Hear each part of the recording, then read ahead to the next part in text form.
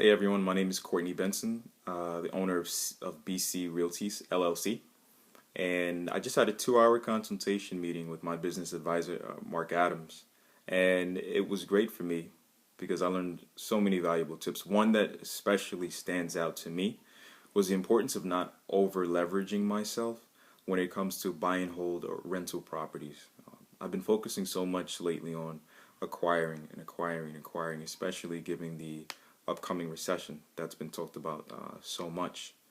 But one thing that Mark pointed out was the need to capitalize on the time that we're in right now. So before the recession starts, it would definitely be good to sell off an asset or two and to build a large reserve fund before I begin to focus solely on buy and hold investments.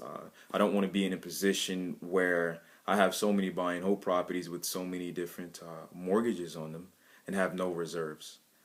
Of course, I'll be looking to have reserves built up from rental income. It's not about just covering the mortgage and the taxes. But if I have my own reserve, my own set of liquidated assets, then I'm able to manage, especially this beginning time period where when I'm just starting out having renters or tenants, I won't have that much in reserves. So the market goes down, they lose their job and things like that.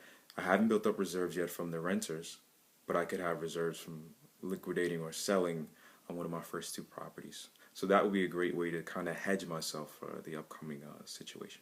So thank you so much, Mark. I look forward to our next session.